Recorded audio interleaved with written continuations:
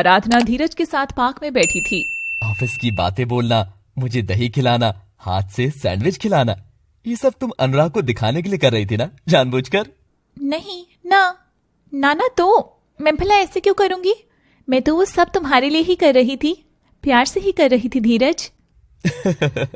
अरु, मैं तुमको बचपन से जानता हूँ, तुम कब क्या सोचती हो, तुमको कब क्या चाहिए, मैं हर एक बात बिन बोले समझ जाता हूँ। मुझसे कैसा झूठ। आराधना धीरज के कंधे पर सर रख लेती है। बस ऐसा जानने वाला ही तो चाहिए था मुझे धीरज, जो बिन बोले मुझे सुन ले, जो तुमने खाना खाया के बदले पलटकर मुझसे ये पूछे, मेरा छोड़ तू बता अरु, तूने खाया या नहीं? तुम मुझे समझते हो धीरज, और क्या चाहिए इसके अलावा किसी लड़की को? तुम हर किस्म का प्यार डिजर्व करते हो अपनी लाइफ में, और हाँ, मैं भी करती हूँ। अनुराग ने मेरी भावनाओं के साथ खेला था, अब मैं उसके साथ खेलूंगी। सच कहूं तो मुझे मजा बहुत आ रहा है धीरज।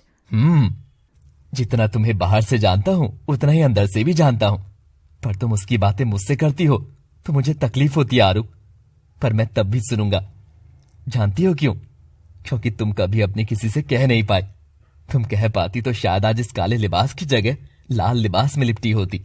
तुमको अगर समय रहते कोई सुन लेता तो तुम आज मेरे कांधे पर नहीं, उस अनुराग के कांधे पर सिर टिकाए होती। मैं बचपन से तुम्हारे साथ था, पर उस कमजोर समय में मैं भी तुम्हारे पास ना हो सका। मुझे माफ करना आरू, माफ करना।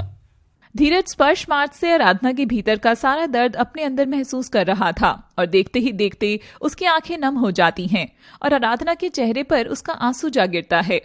अरे तुम रो रही हो? ओ, रो दिया धीरज? ना मेरे लड्डू, रोते नहीं, तुम तो मेरे सबसे बेस्ट यार हो यार, फिर इतने से गम के लिए क्या रोना? अरे सनम ही तो बेवफा हुआ है, पर देखो हमको तो ऐसा हीरे सा यार मिला है। आराधना धीरज का चेहरा थामकर उसे पैम्पर करके उसके कंधे पर हाथ रखकर उसे हंसा रही थी। रास्ते से गुजर रहा अनुराग ये सब नजारा लाइव देख लेता है, और उसके हाथ में जो कॉल लेटर था वह सारा गुस्सा उस कागज पर निकाल देता है। काम के बहाने से यहाँ बैठी हो, वो भी अपने यार के साथ? तुम ऐसी तो नहीं थी आराधना। अनुराग घर पहुंचता है और अपनी नौकरी के बारे में किसी से भी नहीं बताता। वह अपना कॉल लेटर टेबल पर रखता है और आराधना के लौटने का वेट करता है। बाहर तेज बारिश होने लगी थी, तभी आराधना की हंसने की आवाज आती है और अनुराग दरवाजे की ओर से चुपके से बाहर देखता है।